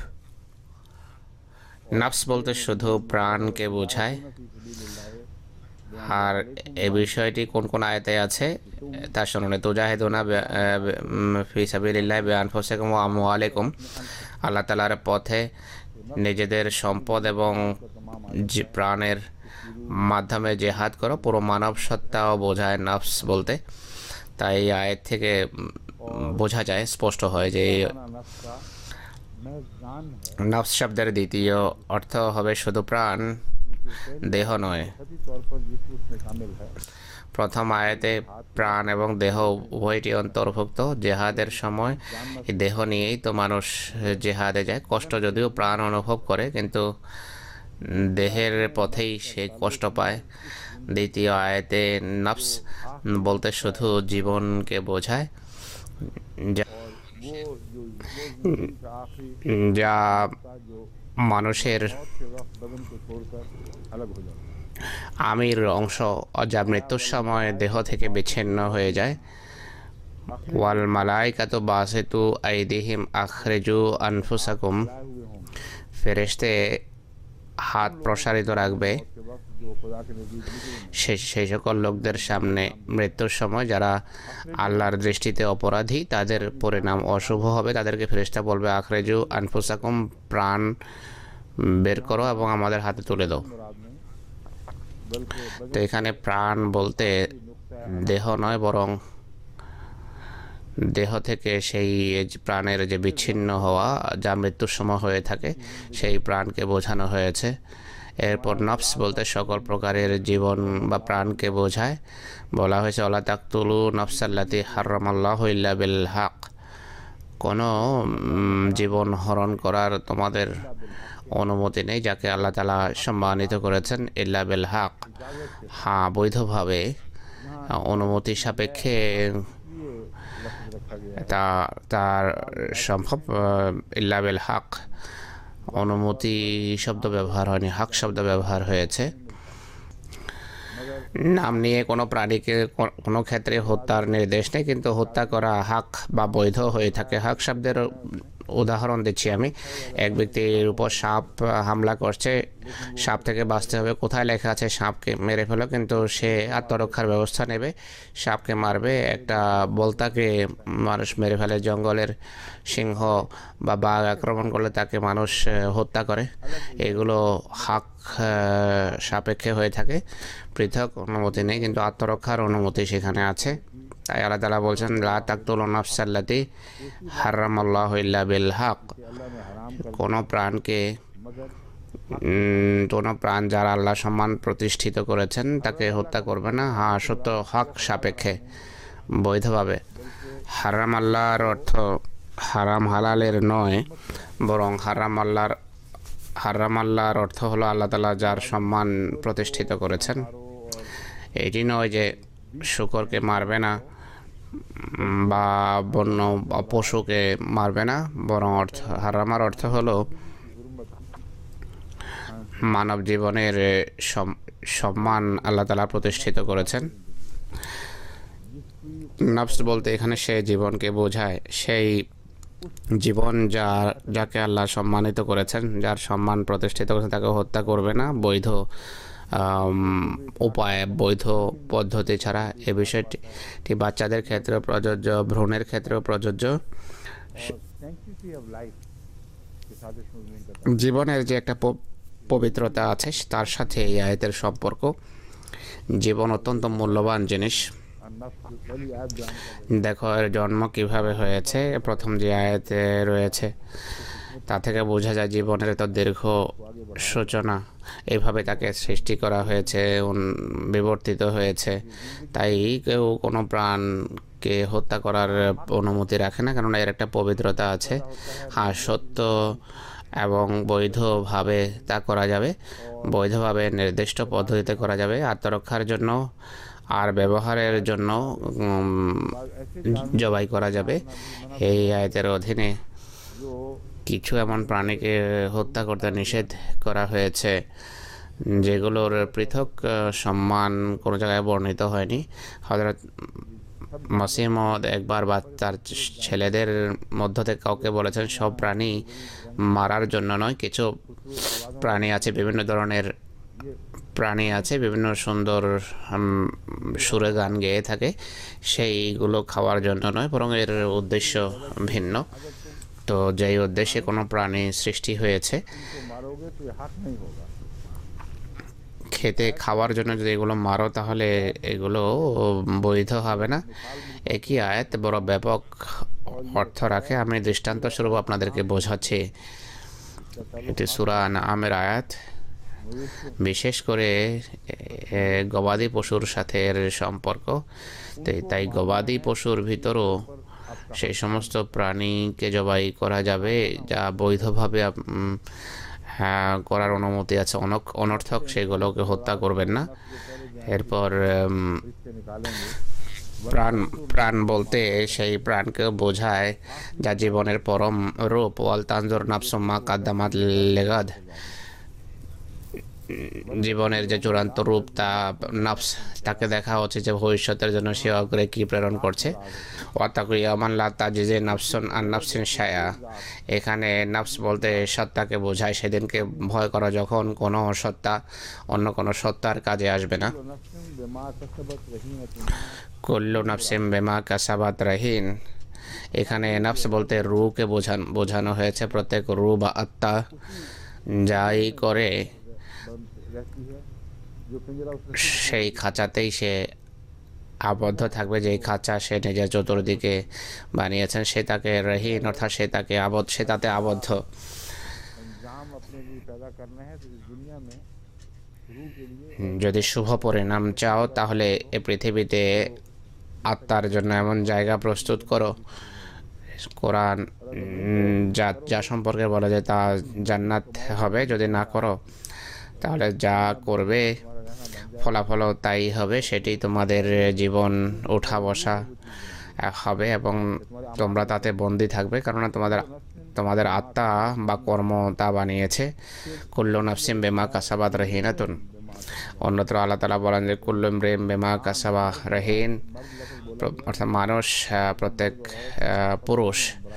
পুরুষ বলতে এখানে নফস বলতে এখানে পুরুষ বলতে এখানে নরনারী উভয়কে বোঝানো হয়েছে। প্রথমে আলোচনা হচ্ছে মাদার প্রেক্ষাপটে, এখানে পুরুষের প্রেক্ষাপটে কথা বোঝানো হয়েছে। কুল্লু নফসিন এবং কুল্লু ইমরিইন দুই ধরনের আয়াত আছে। প্রত্যেক প্রাণ, প্রত্যেক ব্যক্তি যা সে উপার্জন করবে, যা সে আয় করবে, যা সে করবে তার ফলাফলই তাকে পরিবেষ্টন করবে। ওয়াইজ কাতাল তুম নফসান ফাদ্দারাতুম ফিহা, আরেকটি আয়াত হুজুর পড়লেন নফস শব্দের অর্থ ব্যাখ্যা করার জন্য। তো নফস শব্দের ব্যবহার অনেক ব্যাপক। কোরআনে যে যে স্থানেই এর ব্যবহার রয়েছে তার সব এখানে তুলে ধরা সম্ভব নয়। অনেকগুলো আয়াত আমার সামনে অবশ্য আছে যেখানে নফসের বিষয়ে এসেছে, অন্য কিছু অর্থ রয়েছে। যদি তার বিস্তারিত আলোচনায় আমরা যাই তাহলে এক মাস শুধু নফসের বিতর্কে আমাদের লেগে যাবে।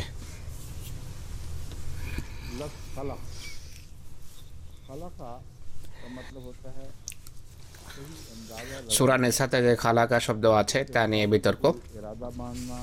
খালাকার অর্থ হলো কোনো ধারণা পরিমাপ করে, অনুমান করে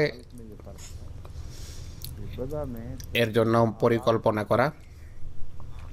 বাদা এবং খালকির ভিতর পার্থক্য আছে। বাদা বলতে সৃষ্টির সূচনা বোঝায়। সূচনা হওয়ার পর যে বিভিন্ন রূপ সেটি লাভ করে বা তাকে দেয়া হয় সেটিকে বলা হয় খালক। আল্লাহ বদিউস সামাওয়াতি ওয়াল আরদ আর খালিকু কুল্লি শাইও। এদিক থেকে খালাকার অর্থ হবে কোনো বস্তু যা আছে পূর্ব থেকেই তার সঠিক ধারণা করা, অর্থাৎ তার ফিতরতের সূক্ষ্ম দিকগুলোর সামনে রাখা, তার ধাত এবং প্রকৃতিকে বোঝা এবং বুঝে সেটিকে নতুন রূপ দেয়া। কেমিস্ট্রি এবং ফিজিক্স এগুলো মানব সৃষ্টির দৃষ্টান্ত, কিন্তু মানুষের জ্ঞান যেহেতু সীমিত, রসায়নের চূড়ান্ত গুণাবলী বা বৈশিষ্ট্য যেভাবে তার জন্য বোঝা সম্ভব নয়, একইভাবে ফিজিক্যাল বা দৈহিক গুণাবলীও পুরোপুরি তার জন্য আয়ত্ত করা সম্ভব না, তাই তার সৃষ্টি সবসময় সীমিত। কিন্তু খোদা যেহেতু সঠিক ধারণার ক্ষেত্রে বিন্দুমাত্র ত্রুটি করেন না বা ত্রুটি বিচ্যুতিতে তিনি শিকার নন, তাই সৃষ্টির দিক থেকে তিনি নিখুঁত। আল্লাহ কোরআনের অন্যত্র বলেন যে তোমাদের সৃষ্টির মোকাবেলায় আল্লাহর সৃষ্টি অত্যন্ত ব্যাপক, অথচ মানুষ যা সৃষ্টি করে তাও আল্লাহরই তো সৃষ্টি। স্রষ্টার মতো সৃষ্টি করা বা এমন সৃষ্টিকে সামনে আনা যাদের ভিতর স্রষ্টাকে দেখা যায়, যাদেরকে অন্ধকার থেকে বের করে এখানে নিয়ে আসা, যে নিজেই বোঝে না যে সে কি, সে তাকে অন্যদের এমন পর্যায়ে নিয়ে যাওয়া আর সে এরপর নিজে সৃষ্টি করা আরম্ভ করে, এটি আসলে খালেকেরই তো সৃষ্টি, যিনি মূল খালেক বা মূল স্রষ্টা ছিলেন। কিন্তু মানুষ যখন অহংকার করে তখন আল্লাহ তাআলা বলেন যে তোমাদের সৃষ্টি আল্লাহর সৃষ্টির মোকাবেলায় কোনো অর্থই তো রাখে না। হযরত ঈসা আলাইহিসসালাতু ওয়াসসালাম আল্লাহর নির্দেশে যে বলেছেন যে আন্নী আখলুকু লাকুম মিনাত তিনি কাহায়াতিত তায়র ওয়া আনফুখু ফীহি ফায়াকুনু তায়রাম বিইজনিল্লাহ, এখানেও ঈসা আলাইহিস সালামের সৃষ্টি বলতে ধারা বিন্যস্ত করাকে বোঝানো হয়েছে। नई चीज़ पैदा करना। নতুন বিন্যাস দেয়া এবং নতুনভাবে সেটিকে পৃথিবীর সামনে উপস্থাপন করা। मुतवज्जे करता है इंसान को अहम अशद्द खल्कन खल्कन अम्मन এই যে আয়াতটির কথা পূর্বে বলেছিলাম তা হলো আহম আসাদ্দ খালকান আম্মান খালাক না, তারা যা সৃষ্টি করে সেই সৃষ্টি কি বেশি মজবুত এবং দৃঢ় যা তারা সৃষ্টি করে, নাকি আমরা যা সৃষ্টি করেছি তা বেশি মজবুত এবং স্থায়ী? আল্লাহ যে বিশ্বজগৎ সৃষ্টি করেছেন इंसानी तकलीफ है उससे कोई दूर का भी मुकाबला नहीं किया जाता। মানুষের যে সৃষ্টি সেই সৃষ্টি তো এর সাথে কোনোভাবে তুলনা হতে পারে না। इस्लाम फरमाते हैं बना सकता नहीं हरगिज़ बशर হযরত মসিহ ইসলাম বলেন যে अमर वाक़ মানুষ পতঙ্গের একটা পাও বানাতে পারে না। পতঙ্গের পায়ে, रखी गई কোনো পতঙ্গের পায়ে যে অভ্যন্তরীণ সূক্ষ্মতা রয়েছে, वो एक पाँव भी नहीं बना। কোনো রোবট যে বানায় সে এই কীট পতঙ্গের একটি পাও বানাতে পারবে না। पाँव के সেই পতঙ্গের পায়ে যে স্নায়বিক সিস্টেম আছে, পায়ের প্রতিটি কোষে যে পুরো সেই পতঙ্গের বা কীটের চিত্র রয়েছে, पाँव के তা যদি কেউ ব্যবহার করতে एक कीड़े का वजूद জানে তাহলে সে পায়ের একটি কোষ থেকে পুরো কীট আবার বানানো যেতে পারে। এই হলো আল্লাহ তাআলার সৃষ্টি। তা এদের রোবট এর মোকাবেলায় অত্যন্ত প্রাথমিক পর্যায়ের একটা সৃষ্টি। আপনারা টেলিভিশন বা ফিল্মে দেখে আশ্চর্য হন, কিন্তু একটা কীট বা পতঙ্গের পায়ে যে সূক্ষ্মতা আছে, সূক্ষ্ম দিক আছে, সৃষ্টির সূক্ষ্ম রহস্য আছে, বিজ্ঞানীরা নিজেরাই স্বীকার করে যে আমরা এখনো এটি পুরোপুরি আবিষ্কার করতে পারিনি। এটি একটা পুরো খাতা বা রেজিস্টারের মতো, যা পরে উদ্ঘাটন করা কঠিন। আল্লাহ তাআলা বলছেন যে আহম আসাদ্দু খালকান আম্মান খালাক না। ऊपर जबर आ जाए तो ये खुल्क हो जाता है। খালকের খের উপর যখন জবর আসে, পেশ আসে, তখন খোলক হয়ে যায়। খালক নয়, খোলক হবে। খোলক সম্পর্কে আমি পূর্বেই বলেছি, হযরত মসিহ মাউদ আলাইহিস সালাতু ওয়াস সালাম এই সম্পর্কে আলোকপাত করেছেন এই বিষয়ের উপর। খালক এবং খোলকের পার্থক্য তিনি তুলে ধরেছেন।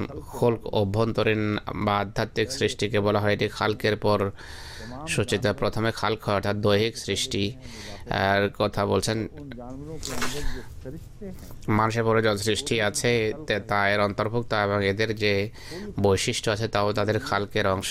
খোলক से ताल्लुक़ रखता है। খোলকের বিষয়টি মানুষের সাথে সম্পর্ক রাখে। এটি তখন অস্তিত্ব লাভ করে যখন सामने रखते हुए एक को इख्तियार करता है মানুষ উভয় প্রকারের সম্ভাবনাকে সামনে রেখে একটিকে অবলম্বন করে, অপরটিকে রদ করে। যদি সে উন্নত মানের পথ অবলম্বন করে বেছে নেয়, তাহলে इंसान और हैवान में পূর্বের এটি আর প্রকৃতি থাকে না, এটি স্বাভাবিক প্রকৃতি আর থাকে না। সহজাত প্রবণতা, যেটিকে সেরিস্ট বলা হয়, ইসলাম নিদর্শনে এই বিষয়টি মুসলিমত আলোচনা করেছেন। মানুষের সহজাত বা স্বাভাবিক প্রকৃতি ততক্ষণ বিরাজমান থাকে যতক্ষণ মানুষ ভালো মন্দের পার্থক্য করতে পারে না। खुल्क का लफ्ज़ इतलाक़ पाएगा। আর কিন্তু ভালো মন্দের যখন পার্থক্য করা আরম্ভ করে তখন খোলক শব্দ তার জন্য প্রযোজ্য হবে। সে প্রকৃতির স্বাভাবিক প্রবণতাকে সে অনুসরণ করে না। তাই খোলক এবং খালকের ভিতরে যে পার্থক্য, এটি আমাদেরকে বুঝতে হবে। এর শব্দের মাধ্যমে অর্থের একটা নতুন যুগের উন্মেষ ঘটে। কোরআন শরীফে অন্যত্র আছে খাল্লাক। खुल्क खालिक ही की एक नकल है जिसमें मजमून का मुबारक খালেক শব্দের একটা রূপ, এতে বিষয়ের বা সৃষ্টির পরম রূপের দিকে ইশারা। মুবালেগার অর্থ আছে, অতিরঞ্জনের অর্থ আছে, অসাধারণ স্রষ্টা বা অসাধারণ মহিমার সাথে যিনি সৃষ্টি করেন, এজন্য খাল্লাক ব্যবহার হয়। বা সৃষ্টিকে পরম সৌন্দর্য দেয়া এমন খাল্লাক, তিনি এত কিছু সৃষ্টি করেছেন এবং এত সুন্দর সৃষ্টি করেছেন যে তোমরা ভাবতেও পারো না। সত্যিকার অর্থে সৃষ্টির যে ধরন, আর এই ধরন যে ক্রমশ বাড়ছে, बहुत ज़्यादा आगे। এই বিষয়টি মানুষের আয়ত্তের বাহিরে, মানুষ সেটিকে আয়ত্ত করতেই পারে না। और সংখ্যার দিক থেকেও সৃষ্ট জীব এবং বস্তুর সংখ্যা বাড়ছে। যে কোনো বস্তুকে আপনি নিন, তাতে আল্লাহ তালার খাল্লাক হওয়ার, অসাধারণ স্রষ্টা হওয়ার আশ্চর্যজনক দিক আপনি দেখতে পাবেন। ব্যাপকতা এবং ধরন আর সূক্ষ্মতা আর বৈশিষ্ট্যের দিক থেকে সকল অর্থে আপনি বলতে পারেন রাব্বাকা হুয়াল খাল্লাকুল আলিম, হে মোহাম্মদ তোমার প্রভুই খাল্লাকুল আলিম।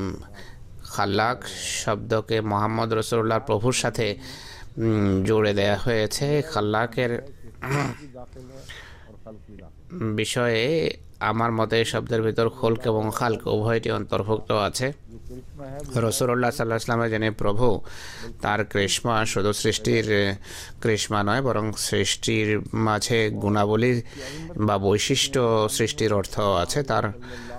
তার মাহাত্ম্য, अजमत আল্লাহ এই খাল্লাকের মাহাত্ম্য যদি বুঝতে হয়, মোহাম্মদ রসুল্লাহর মাহাত্ম্যকে বোঝার চেষ্টা করতে হবে।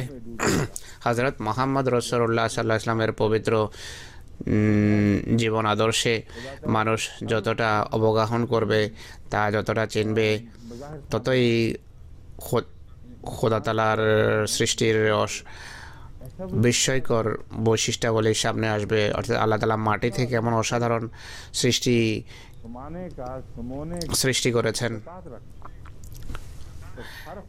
যার ভিতর আল্লাহ তালা এত মহান নৈতিক বৈশিষ্ট্যকে ধারণের যোগ্যতা এবং দক্ষতা সৃষ্টি করেছেন। सबसे अच्छे আল্লাহ তালাকে খাল্লাক বলা, के हवाले से कि उसमें খাল্লাক প্রমাণিত হন তিনি মোহাম্মদ রসুল্লাহর বরাতে। পুরো বিশ্বজগতের পুরো সৃষ্টির সার, সমগ্র মানবতাকে খোলক বা আখলাক বা নৈতিক বৈশিষ্ট্যে সজ্জিত করাও তার সাথে সম্পর্কযুক্ত। और गैर मुखल्लका মোখাল্লাকা সেই সৃষ্টিকে বলা হয় যা সম্পূর্ণ। গায়ের মোখাল্লাকা अभी तक पाया অর্থ হলো যা এখনো অসম্পূর্ণ, পুরোপুরি খাবার যখন কাঁচা থাকে সেটিকে বলা যায় গায়ের মোখাল্লাকা, অর্থাৎ এখনো তা প্রস্তুত হচ্ছে। बनाया नहीं जा रहा এর অর্থ এই নয় যে এর জন্ম হয়নি। যেমন সুজি সম্পর্কে বলা হয় যে সুজি এখনও কাঁচা, অর্থাৎ সেটি ঘিতে ভুনা হয়েছে কিন্তু এখনও প্রস্তুত হয়নি। তো আসল উদ্দেশ্য হলো সে হালুয়া বানানো, যেখানে যে পর্যায়ে গিয়ে সুজি পৃথক হয়ে যাবে এবং ঘি পৃথক। और এই অবস্থাকে বলা হয় গায়রা মোখাল্লাকা। মোখাল্লাকা সেই অবস্থার নাম যে পর্যায়ে গিয়ে বস্তুর সেই রূপ পায় যা চূড়ান্তভাবে সামনে আনা উদ্দেশ্য। আল্লাহ তালা মুদগা বা মানব সৃষ্টির প্রক্রিয়া, যে মাংসপিণ্ড প্রস্তুত হয় তার সম্পর্কে বলেন যে এমন মুদগা থেকে তোমাদের সৃষ্টি করেছি, এমন মাংসপিণ্ড থেকে সৃষ্টি করেছি যে মাংসপিণ্ডের কোনো অংশ চূড়ান্ত রূপ লাভ করেছে আর কোনো অংশ এখনও সেই রূপ লাভ করেনি, এখনও সেটি ক্রমশ বিবর্তিত হচ্ছে। ইখতিলাক মিছে বানানো কোনো কথাকে বলা হয় ইখতিলাক। এভাবে ইফতেআলে মিথ্যা এবং কৃত্রিমতার অর্থ আছে শব্দের ভিতর। এই বিষয়ের আজকে এখানেই শেষ। খলক এবং খালক সম্পর্কে যে শেষ কথা বললাম, দরস আজ এই কথাতেই আজকে শেষ করছি। আগামীকাল ইনশাআল্লাহ তাফসীর করব এই অংশের। আগামীকাল জজ শব্দ থেকে ইনশাআল্লাহ আমাদের তাফসীর আরম্ভ হবে।